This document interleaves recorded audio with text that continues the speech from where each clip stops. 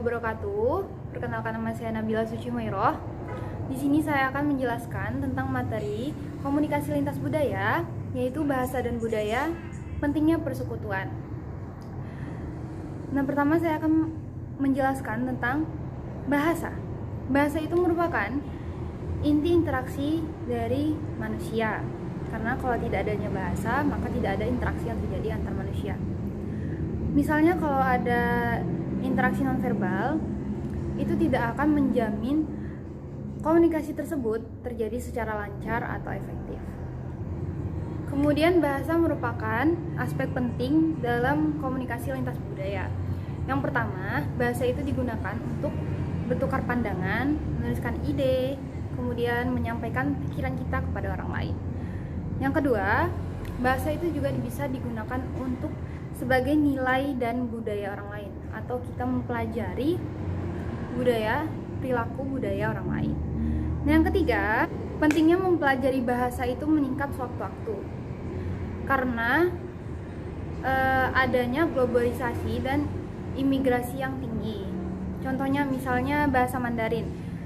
Pada saat sekarang ini bahasa Mandarin banyak dipelajari oleh orang lain atau dari negara-negara lain karena ekonomi dari negara Cina pada saat ini meningkat di dalam dunia internasional.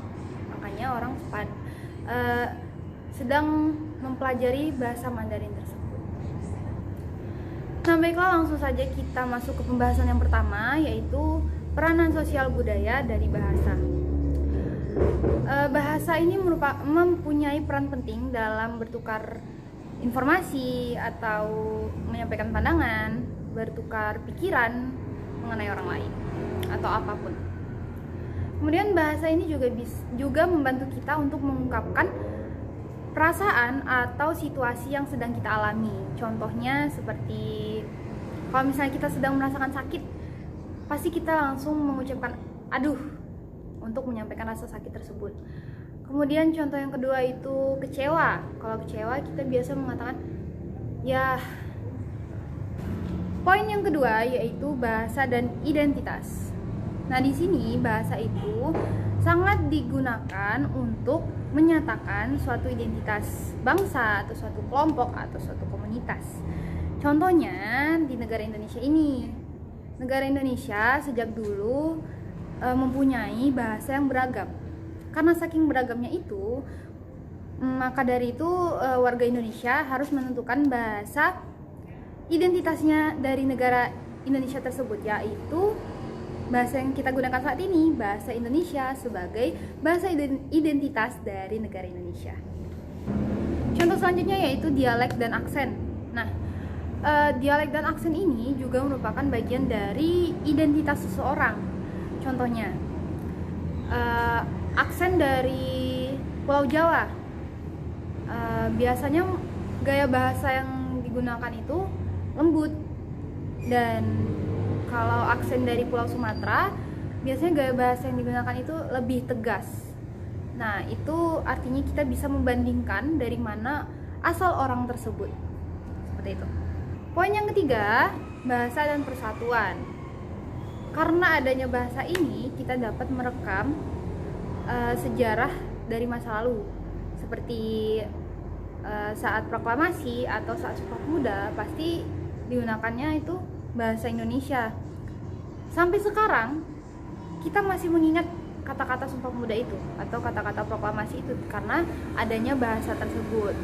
Maka dari itu, bahasa itu digunakan untuk mempertahankan catatan sejarah yang mempersatukan kita. Selanjutnya, di sini kita harus mengerti dulu apa itu arti dari bahasa. Bahasa adalah simbol yang disetujui oleh sekelompok orang untuk menghasilkan suatu arti. Hubungan antara simbol yang dipilih dan arti yang disepakati kadang itu bisa berubah-ubah sesuai dengan kesepakatannya. Kemudian berbagai budaya itu memiliki simbol yang bervariasi untuk menghasilkan atau untuk mengidentifikasikan sesuatu. Nah, di sini saya mengambil contoh mengidentifikasi sapaan. Untuk negara kita sendiri, negara Indonesia, kita mengidentifikasikan sapaan itu biasanya dengan halo atau hai. Nah, Kalau di negara Cina, biasanya mereka mengidentifikasikan sapaan itu dengan ni hao. Seperti itu. Kita lanjut ke aspek yang kedua, yaitu variasi bahasa. Di variasi bahasa, yang pertama ada aksen. Aksen di sini artinya adalah variasi dalam pelafalan ketika orang menggunakan bahasa yang sama. Di sini saya contohkan bahasa Inggris British dan bahasa Inggris Amerika. Mereka menyebutkan air itu seperti ini kalau orang British, water. Nah, kalau misalnya Inggris Amerika menyebutnya dengan water. Nah, setelah aksen tadi ada yang namanya dialek. Nah, dialek ini dibedakan dari penggunaan kosakata, bahasa, dan tanda baca. Ini saya contohkan dari bahasa Sunda. Biasanya bahasa Sunda itu lebih didominasi oleh vokal A. Nah, kalau bahasa Jawa biasanya lebih didominasi oleh vokal O. Contohnya, kalau bahasa Sunda, apa itu biasanya naha, atau kelapa itu kalapa. Nah, kalau bahasa Jawa, kelopo dan opo. Kemudian selanjutnya ada argot. Argot adalah kosakata khusus yang asing bagi suatu kelompok. Jadi biasanya kata-kata ini atau kata-kata tertentu ini digunakan untuk mengidentifikasikan kelompok mereka. Contohnya itu seperti kata-kata disipat atau diekspos, disiku, ditimbang yang biasanya digunakan oleh para tukang bangunan. Yang kata-kata tersebut jarang dimengerti oleh kita yang bukan tukang bangunan. Nah, yang keempat itu adalah slang. Slang artinya istilah yang digunakan dalam situasi yang tidak formal. Nah, slang ini berfungsi untuk sebagai cara menandakan identitas sosial. Nah, saya contohkan seperti di Amerika. Biasa di Amerika itu menggunakan kata dude. Seperti what are you doing, dude? Seperti itu. Kalau di negara kita sendiri, di Indonesia itu biasa menggunakan bro atau cuy, coy, bre, kayak mau kemana cuy, lagi ngapain cuy, gitu. Variasi bahasa yang terakhir adalah branding. Branding ini artinya adalah penggunaan untuk nama perusahaan, kemudian simbol untuk mengidentifikasikan suatu produk. Di sini saya contohkan seperti Instagram. Biasanya kita bersama teman-teman selalu ngajak kayak gini. Yuk kita post Insta story ya, atau kita buat bumerang ya di Instagram. Nah, secara nggak sadar kita udah nyebutin nih nama suatu branding tersebut, yaitu Instagram. Pembahasan selanjutnya yaitu simbiosis antara budaya dan bahasa. Nah, budaya dan bahasa ini saling terikat dan saling bekerja sama dalam hubungan untuk saling menguntungkan dan bisa menjamin keberadaan dan kelangsungan keduanya. Bahasa mencerminkan apa yang penting dalam suatu budaya. Sebaliknya, budaya ini terdapat dalam suatu bahasa atau membentuk kosakata, sehingga aspek-aspek yang ada di dalam budaya itu tertuang dalam kosakata. Contohnya, negara Amerika itu budayanya itu sangat mementingkan waktu dan masyarakatnya itu sangat mementingkan waktu. Makanya banyak atau terdapat kata-kata atau frasa yang menjelaskan tentang waktu. Contohnya, time is money, artinya waktu adalah uang. Baiklah, pembahasan selanjutnya yaitu bahasa sebagai cerminan nilai budaya. Nah, kebudayaan manusia tidak akan dapat terjadi tanpa bahasa, karena bahasa merupakan faktor yang memungkinkan terbentuknya kebudayaan. Jadi, bahasa merupakan cerminan kebudayaan suatu masyarakat. Saya contohkan negara Amerika dan negara Jepang. Nah, negara Jepang ini sangat menjunjung tinggi namanya gelar dan kekuasaan. Seperti contohnya, kita memanggil ayah, memanggilnya oto-san, san, pasti ada san. San itu artinya tuan, kayak Dan onisan atau kakak itu juga ada sannya. Sedangkan negara Amerika, mereka itu jarang menyebutkan gelar di belakangnya atau di depannya. Seperti menyebut nama presiden, biasanya mereka hanya menyebut Biden, Obama, atau seperti itu. Jadi kelihatan dari sini negara Jepang itu menjunjung tinggi namanya gelar dan kekuasaan, sedangkan Amerika itu menganggap semua orang sama atau biasa aja gitu. Baiklah, materi selanjutnya yaitu bahasa dalam interaksi komunikasi antar budaya. Terdapat 3 ruang lingkup dari interaksi komunikasi antar budaya. Yang pertama yaitu interaksi interpersonal. Ketika seseorang dari budaya yang berbeda terlibat dalam suatu komunikasi, jelaslah bahwa seseorang tersebut tidak akan menggunakan bahasa aslinya. Jika kita menggunakan bahasa sendiri saat berinteraksi dengan orang asing, ada beberapa pertimbangan yang harus dimiliki untuk mengurangi potensi salah komunikasi.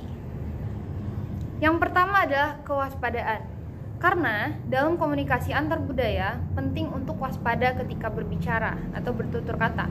Karena tanpa kita sadari bahwa orang lain mungkin memiliki perspektif mereka masing-masing atau tidak setuju dengan perspektif kita. Contohnya nih, seperti mahasiswa asing yang ada di Indonesia, mereka bilang ke teman-temannya, daging babi itu enak loh. Nah, gitu. Tapi kita nggak akan mungkin ada yang menganggapnya itu enak, tapi ada juga yang menganggap itu tidak enak. Maka dari itu kita tidak boleh berbicara sembarangan, karena kadang perspektif orang itu berbeda-beda. Selanjutnya yang kedua, kecepatan berbicara.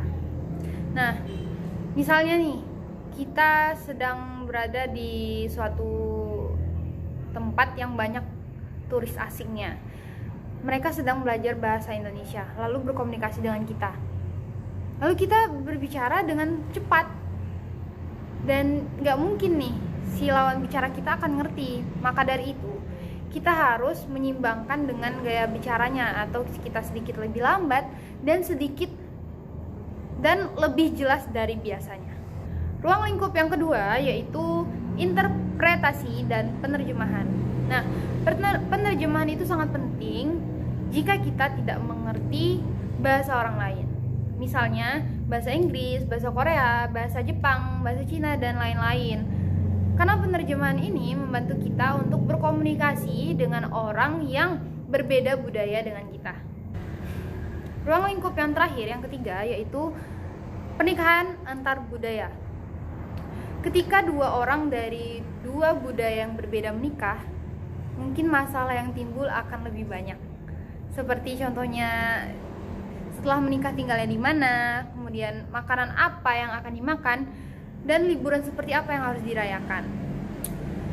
Seperti contohnya adalah orang tua saya. Orang tua saya itu yang ayah itu orang Jawa dan satu orang Minang. Mereka memutuskan untuk berbicara bahasa Indonesia. Maka dari itu, bahasa adalah jalan terbaik dalam pernikahan antar budaya yang lebih harmonis seperti itu. Jadi berjalan lancar kehidupan mereka. Pembahasan selanjutnya yaitu teknologi komunikasi dan bahasa. Seperti yang kita tahu bahwa teknologi saat ini sudah berkembang pesat. Seperti teknologi komunikasi itu internet. Kita bisa melihat budaya dan bahasa dari negara-negara lain di dalam internet tersebut, dan bahasa yang sering digunakan itu dalam teknologi komunikasi adalah bahasa Inggris. Jadi kita bisa mempelajari budaya dan bahasa dan dibantu oleh teknologi komunikasi tersebut. Materi yang terakhir yaitu pertimbangan bahasa dalam keterampilan antar budaya. Mempelajari bahasa lain mungkin hal yang sulit dan tidak mudah untuk dilakukan karena harus menguras usaha dan waktu. Namun, keuntungan yang dapat diperoleh sebanding dengan usaha dan waktu kita. Ada yang mengatakan bahwa mempelajari bahasa lain itu menolong kita untuk berpikir tentang dunia dengan dimensi yang berbeda. Jadi kalau kita misalnya belajar bahasa Inggris nih, bahasa Inggris kan menjadi bahasa nomor 1 di dunia. Jadi kita bisa nih kemana-mana hanya berpegang dengan bahasa Inggris tersebut. Kita bisa berkomunikasi dengan orang Jepang, dengan orang Spanyol, dengan bahasa Inggris. Maka dari itu kita bagus untuk mempelajari bahasa dari negara lain. Baiklah, itu tadi materi tentang komunikasi lintas budaya, bahasa dan budaya, pentingnya persekutuan yang dapat saya sampaikan. Semoga jelas. Terima kasih. Assalamualaikum warahmatullahi wabarakatuh.